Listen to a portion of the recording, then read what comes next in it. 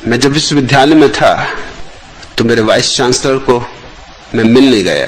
वो बहुत आधुनिक आदमी थे, सारे विश्व का भ्रमण किया था, कैम्ब्रिज और ऑक्सफोर्ड में भी पढ़ाया था, कैम्ब्रिज से ही डीलिट थे, तो बिल्कुल ही अत्याधुनिक थे।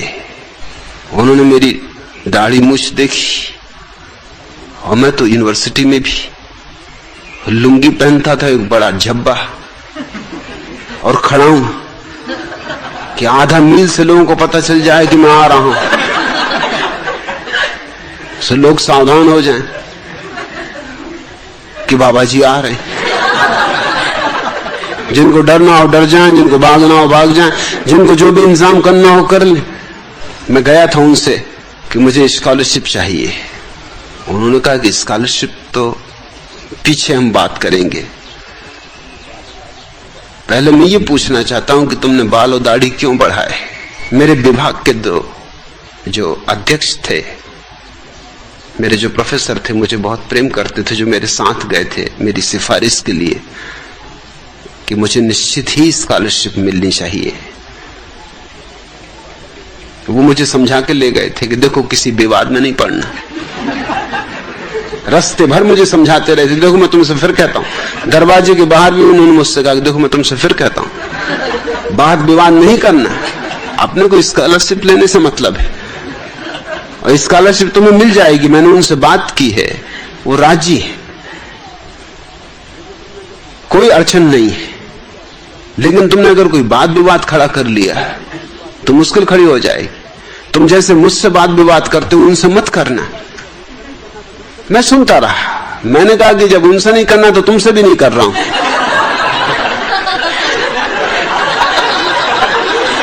मैं बिल्कुल चुप हूं, मगर मैं ये भी कह देता हूं कि अगर उन्होंने कोई बहुत बुनियादी बात छेड़ दी तो फिर बाहर में जाए स्कॉलरशिप, मिले कि ना मिले। और उन्होंने यही बात छेड़ दी। उन्होंने देख के मुझे कहा कि और सब तो ठीक है, दाढ़ी मूछ क्यों बढ़ाई।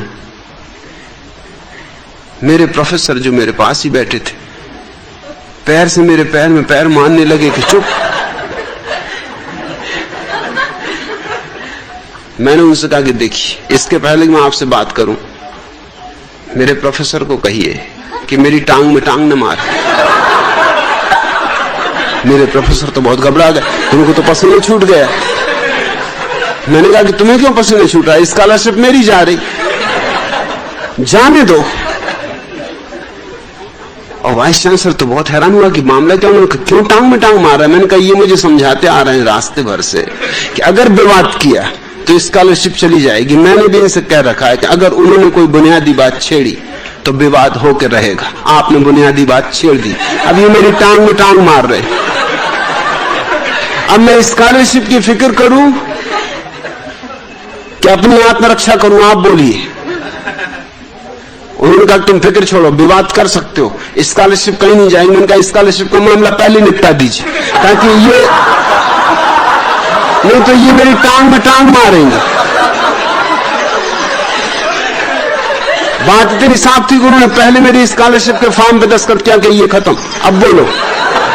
मैंने कहा मैं तुमसे ये पूछता हूं कि आपने बाल और दाढ़ी कटाए हैं या मैंने बढ़ाए।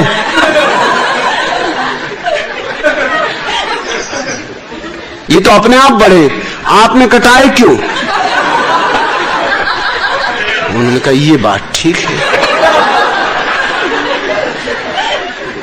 कि कटाए तो मैं नहीं। तुम मुझसे पूछ रहे हो उल्टे, उल्टा चोर कोतवाल को डांट। मैंने बढ़ाए नहीं, अब मैं क्या करूं, बढ़ गए। कटाए नहीं, ये बात जरूर है, क्योंकि मैं आज तक तय नहीं कर पाया कि कटाऊं कैसे। भगवान बढ़ा रहा है और मैं कटाऊं। अब कल तुम हमसे यही कहने लोग उंगलियां क्यों नहीं कटाई, कि टांग क्यों नहीं कटाई, अभी तो बड़ा मुश्किल हो जाए, हम क्या क्या कटाएं।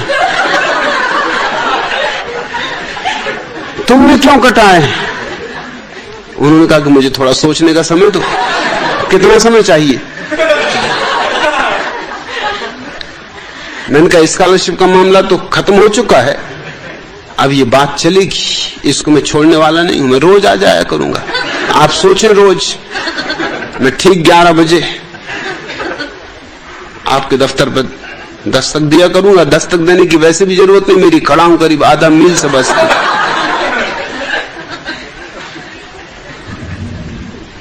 मैं रोज वहां जाने लगा। वो मुझे देखते ही से कहते कि भाई अभी नहीं सोच पाया। चौथे दिन मुझसे बोले कि तुम मुझे सोने दोगे कि नहीं। रात भर मैं करवटें बदलता हूं, सोचता हूं कि क्या जवाब देना है। कटाए तो मैं नहीं है, ये बात तो सच है, कसूर मेरा ही, जो कुछ भी भूल चूक है मेरी, पूछा भी मैं नहीं। मैंने उनसे पूछा कि थोड़ा सोचो तो, अगर कोई स्त्री दाढ़ी मूछ बढ़ा ले तो उसको तुम क्या कहोगे?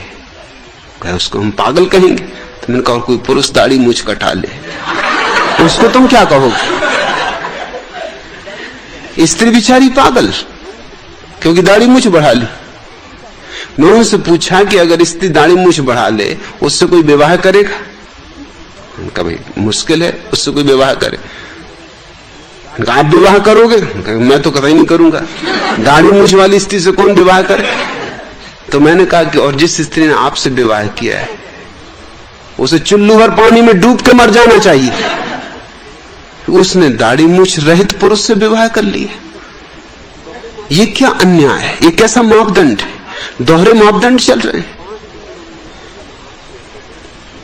5वें दिन उन्होंने मुझसे कहा मैं हाथ जोड़ता हूं। प्रश्न तो मुझे और भी पूछने थे, मैं मतलब खड़ाऊ के संबंध में और ये चोगा और ये लुंगी, मगर मैं कुछ नहीं पूछता भैया, मुझे पूछने नहीं प्रश्न। मैं हार गया, मैं अपने प्रश्न वापस लेता हूं। और अब मैं समझा कि तुम्हारा प्रोफेसर क्यों तुम्हारे पैर में टांग मार रहा था। अरे वो मेरी टांग में टांग मारता तो ठीक था,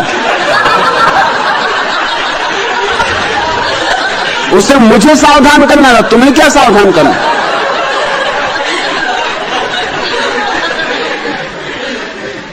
फिर 2 साल मेरे उनसे संबंध रहा, उन्होंने कभी कोई प्रश्न नहीं उठाया, इस तरह का कोई प्रश्न नहीं।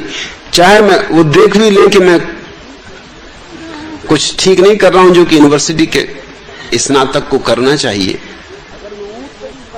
मगर अगर मैं ऊंट पे भी सवार होकर पहुंच जाता तो भी मुझसे नहीं पूछ सकते थे तो ऊंट पे सवार क्यों, क्योंकि पता नहीं इसमें से क्या मामला निकले, तो पीछे झंझट खड़ी है।